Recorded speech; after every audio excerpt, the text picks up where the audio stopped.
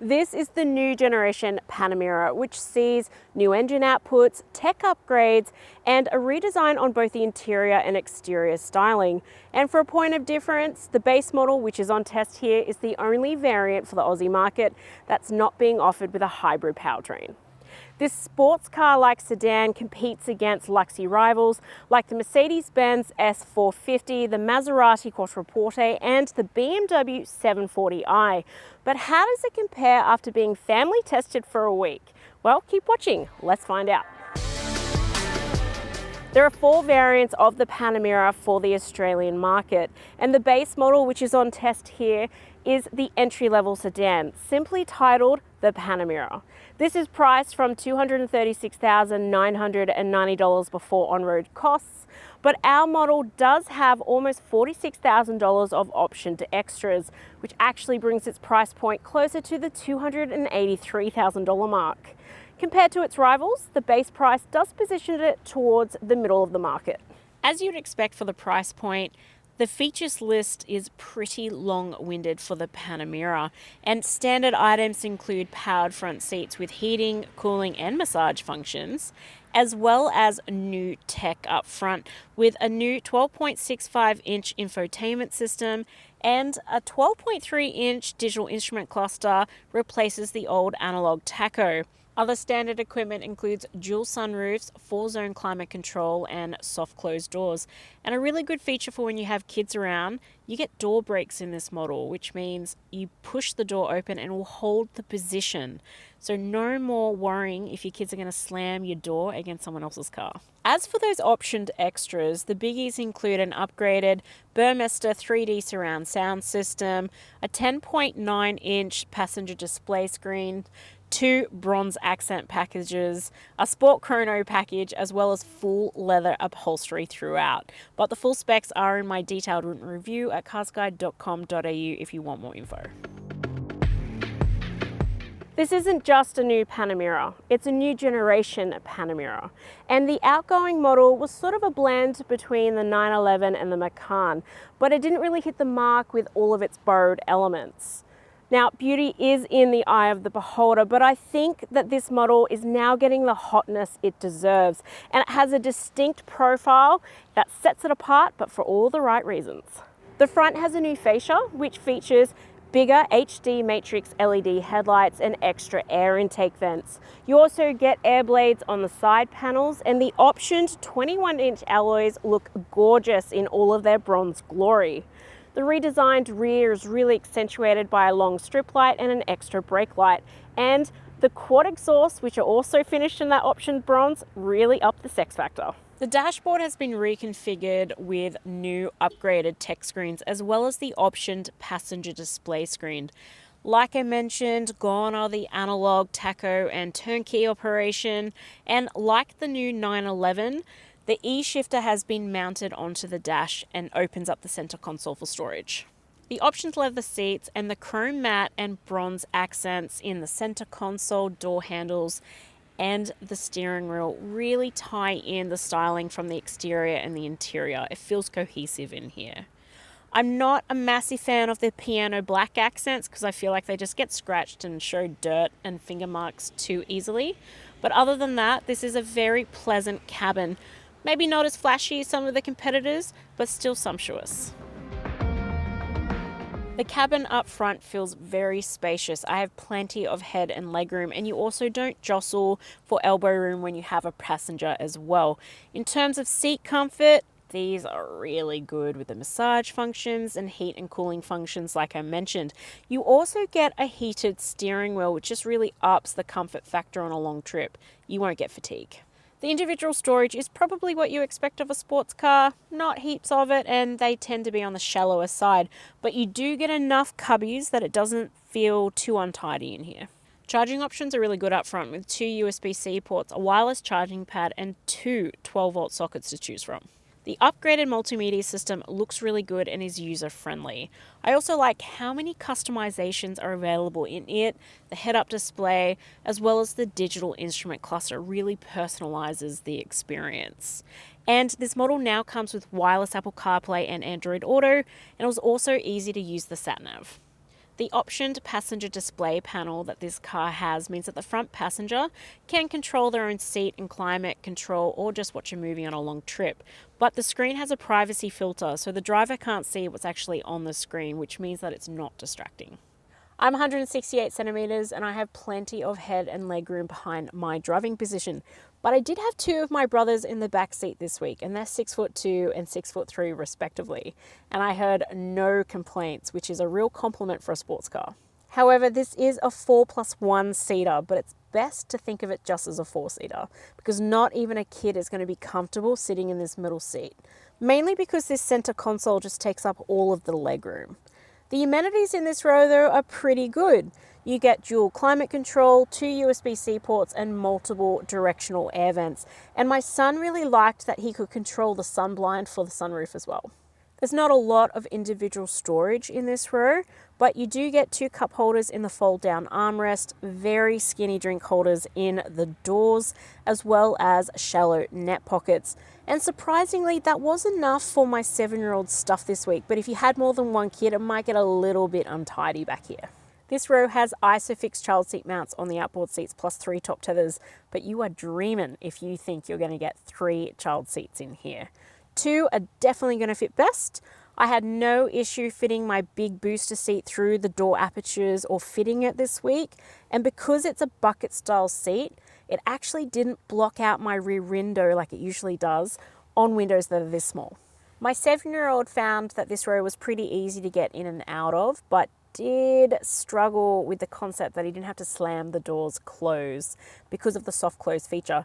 And he did comment on how heavy the doors were to open, but other than that, it was pretty good for him. The footwell lip is pretty high in this model and the footwell itself a little bit shallow. So if you've got big feet or big shoes on, could feel a bit clumsy to get in and out of this row. The boot aperture is nice and wide and it's super easy to grab things when it slides into the back.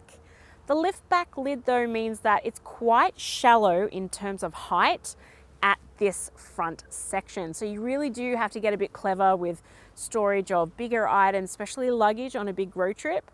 This was fine though for my errands and the grocery one this week, but just be aware of that because it's only got 460 litres of capacity available. The back seat has a 40-20-40 split, which opens up your storage options. Underneath the floor, you get a tire compressor and repair kit and quite a big, deep well as well in terms of a storage cubby. What I like is that you get a powered tailgate as standard in this model as well. The base Panamera model is the only model for Australia that isn't a hybrid powertrain like its siblings. It still has the 2.9 litre V6 twin turbo petrol engine of the previous model, but it has been retuned and now produces 260 kilowatts of power and 500 newton meters of torque. Both figures are up from the previous model. The Sport Chrono package means that the 0 to 100 kilometer sprint improves from 5.1 seconds to a tummy-sucking 4.8 seconds. This is the only rear-wheel drive in the lineup, and it has an 8-speed dual-clutch transmission with a top speed of 272 kilometers per hour. So suffice it to say, this definitely has the sport cred you expect from a Porsche.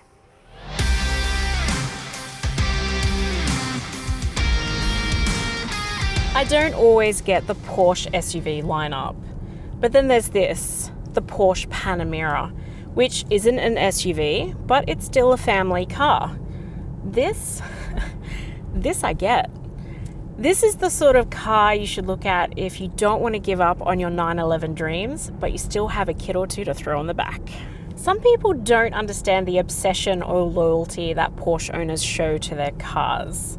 But I promise you, if you're a fence sitter, get into the Panamera because it will make you understand. The engine has the goods and it's damn fun to put your foot down. But it's one cool customer. The composure in terms of power delivery is fantastic. Acceleration is powerful, responsive, but very composed. It doesn't feel twitchy at all, and it's probably one of the best performance sedans that I've driven in a long time. You always feel like you're in control, which is fantastic. The Panamera has 3 driving modes: normal, sport, and sport plus, as well as a power booster that just gives you 20 seconds of very extreme handling and power for when you need it. I didn't mind normal, it was all right. Sport Plus just gives you stiffer suspension and steering, but I actually really liked it in the sport mode. I found that it had all the dynamic handling that you expect from a Porsche, but I really liked that the valves stayed open, which meant that you got that real throatiness of the engine.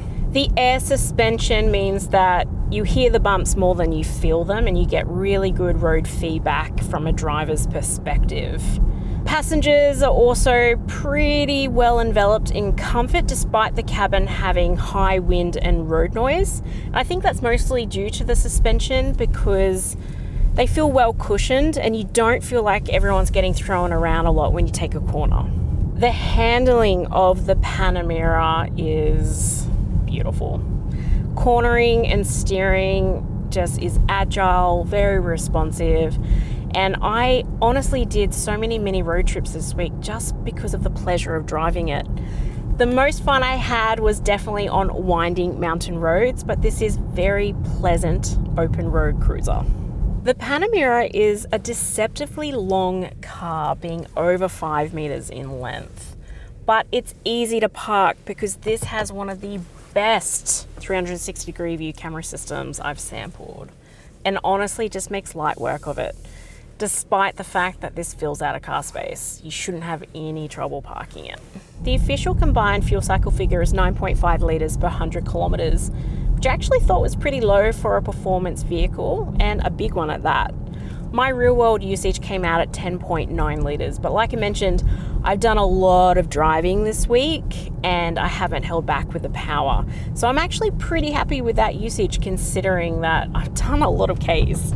Based on the official combined fuel cycle figure and the large 90-litre fuel tank, you should expect a theoretical driving range of up to 947 kilometres in this model, which is pretty good for a road tripper.